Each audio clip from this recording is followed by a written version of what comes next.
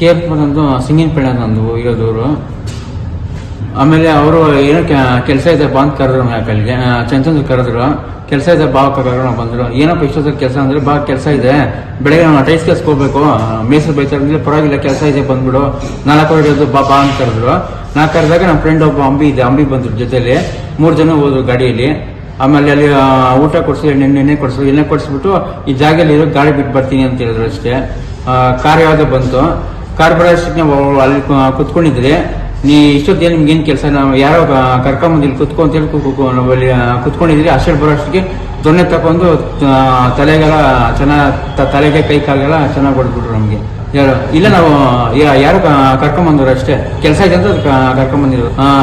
ಸರೋಣ ಅಂತ ಅವನು ಆ ಕಡೆ ಕ್ರಾಸ್ ಕಡೆ ಯಾವುದೋ ಅಲ್ಲಿ ಸಿಕ್ಕಿದ, ಭಾರತ ಸಿಕ್ಕಿದ್ದ ಹುಡುಗ.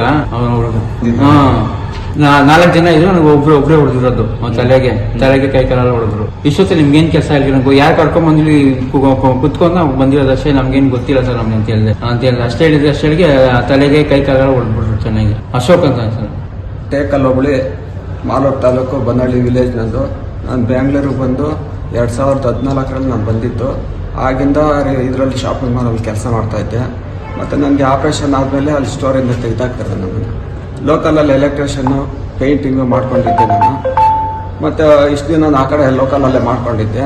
ಯಾರೋ ಒಬ್ರು ಕರೆದ್ರು, ಕೆಲಸ ಇದೆ ಬಾ ಈ ಕಡೆ, ಸ್ವಲ್ಪ 1-2 ಅವರ್ ಕೆಲಸ ಇದೆ, ಮುಗಿಸ್ಕೊಂಡು ಬರ್ತಾಯಿದ್ದೆ. ಕರ್ಕೊಂಬಂದಿದ್ದೆ, ಇಲ್ಲಿರು ಬರ್ತೀವಿ ಅಂತ ಬಿಟ್ಬಿಟ್ಟು ಹೋದ್ರು. ಆ ಹೆಣ್ಣು ನಾವು ಅಲ್ಲಿ ಕೂತ್ಕೊಂಡಿದ್ವಿ. ಮತ್ತು ಯಾರು ಕಾರಲ್ಲಿ ಬಂದಿದ್ದೆ, ಅಲ್ಲಿ ಸೈಡಲ್ಲಿ ನಿಲ್ಲಿಸ್ಬಿಟ್ಟಿದ್ದೆ. ಏಕಾಏಕಿ ರಾಡು ಮತ್ತು ದೊಣ್ಣೆಗಳಲ್ಲೇ ಫುಲ್ ದೌರ್ಜನ್ಯ ಮಾಡಿ ಹೊಡೆದು ಕೈಯೆಲ್ಲ ಮುರಿದೋಗಿದ್ದೆ ಸರ್. ಈ ಥರ ಹೊಡೆದ್ಬಿಟ್ಟು ಅನ್ನಷ್ಟೊತ್ತಿಗೆ ವಯಸ್ಸೆಲ್ಲ ಸರ್ ಅವ್ರು ಬಂದಿದ್ದೆ. ಅವ್ರ ಕೈಯೆಲ್ಲ ಇದು ಕಾರಲ್ಲಿ ಹಾಕ್ಸ್ಕೊಂಡು ಹಾಸ್ಪಿಟಲ್ ಕರ್ಕೊಂಬಂದು ಇಲ್ಲಿ ಬಿಟ್ಟು ಅಡ್ಮಿಟ್ ಮಾಡಿಬಿಟ್ಟು ಬೆಳಗ್ಗೆ ಪೊಲೀಸ್ ಬಂದಮೇಲೆ ಅವ್ರ ಪಾಡ್ಗೆ ಅವ್ರು ಹೊರಟೋದ್ರು ಸರ್. ಏನು ಸರ್ ಅವ್ರು ಬಂದು ಹೇಳಿದ್ದೆ, ಇಷ್ಟೊತ್ತಲ್ಲಿ ಏನು ನಿಮ್ಮದು ಕೆಲಸ, ಇಲ್ಲೇನು ಮಾಡ್ತಾ ಇದ್ದೀರಾ? ಕುತ್ಕೊಂಡಿದ್ದೆ ಸರ್, ಡ್ರೈನೇಜ್ ಮೇಲೆ ಸ್ಲಾಬ್ಗಳು ಹಾಕಿದ್ದಾರಲ್ವಾ, ಅಲ್ಲಿ ಕುತ್ಕೊಂಡಿದ್ದೆ.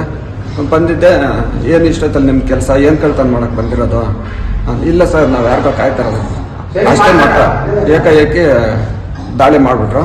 ಆಮೇಲೆ ಇನ್ನೂ ಯಾರ್ಯಾರು ಬಂದಿದ್ದಾರೆ ಹೇಳ್ರಿ, ಎಷ್ಟು ಜನ ಬಂದಿದ್ದಾರೆ ಹೇಳ್ರಿ. ಇಲ್ಲ ಸರ್, 2 ವೀಲರಲ್ಲಿ ಬಂದಿದ್ದ, ಬಿಟ್ಬಿಟ್ಟು ಹೋಗ್ದ, ಬರಲಿಲ್ಲ ಅಂತ.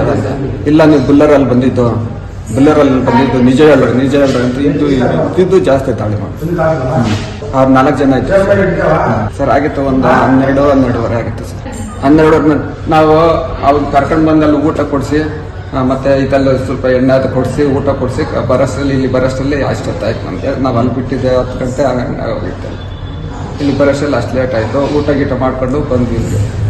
ಇಲ್ಲಿ ಬಂದಿದ್ದೆ, ಬರ್ತೀನಿ ಇಲ್ಲಿ ಅಂದ್ಬಿಟ್ಟು ಅವ್ನು ಆ ಕಡೆ ಹೋಗ್ದ, ಇವರು ಏಕಾಏಕಿ ಕಾರ್ ಬಂದ್ಬಿಟ್ಟು ಸರ್. ಆ ಕತ್ಲಲ್ಲೇ ಅವ್ರು ಹಾಕಿದ ಒಂದು ಏಟ್ಗೆ ಕಣ್ಣೆಲ್ಲ ಮಂಜಾಗ ಹೋಗಿದೆ ನಮಗೆ.